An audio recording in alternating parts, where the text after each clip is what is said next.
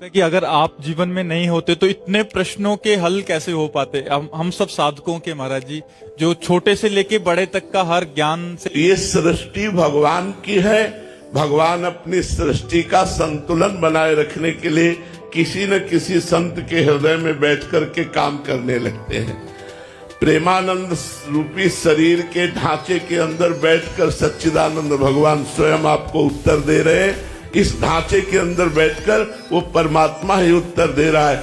ये प्रेमानंद शरीर जो है, इस शरीर को धारण करने वाला जो जीव जो है, वो तरंग समुद्र में मिल चुकी है। अब समुद्र का ही राज्य है, अब कोई तरंग का राज्य नहीं है, अब केवल समुद्र ही है। वो आनंद सिंधु जो परम सुख राशि परमात्मा है, वही प्रकाशित होकर आप लोगों के प्रश्नों का उत्तर दे रहा है। नहीं, ये शरीर मरा हुआ किडनी फेल है, इसमें कोई सामर्थ्य नहीं, ये केवल श्री कृष्ण कृपा काम कर रहे। महाराज जी, ये बात आज क्यों नहीं दृढ़ता पूर्वक समझ? आज माया है, इसलिए नहीं समझ में आएगी। कई बार बताया है कि माँ अपने बच्चे को जब सजाती है तो 2 टिक्का काजल के रख देती है। बोले क्यों? बोले किसी की नजर न लगे। तो ऐसे ही भगवान जब किसी महापुरुष को सजाते हैं तो 1-2 टीका ऐसे लगा देते कि यदि महापुरुष होते तो ऐसा क्यों, अगर इतनी उच्च कोटि के होते तो ऐसा क्यों। और जब शरीर छूट जाता है तब बोले, उनकी जीवनी पढ़ के बोले, अरे यार ये तो ऐसे महापुरुष थे।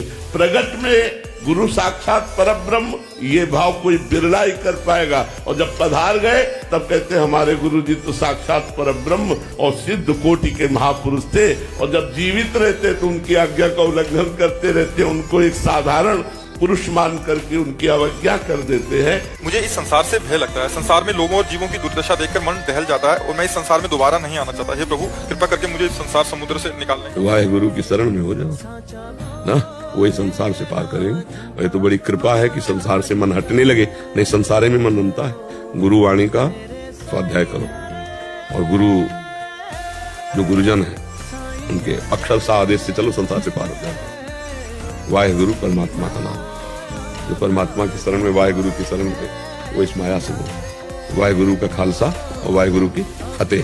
फतेह का मतलब होता है काम, क्रोध, लोभ, मोह, मन, मत्सर सबसे विजय प्राप्त करके भगवान को प्राप्त करना। हमारा उद्देश्य है सब अपने अपने धर्म में स्थित होकर अपने धर्म को, सतमार्ग को पहचानो और परमात्मा को प्राप्त करो। परमात्मा का नाम भी वाहेगुरु है। और जो वाहेगुरु को अपना सर्वस्व समर्पित कर देता, मन वचन प्राण, तो वाहेगुरु की फतेह।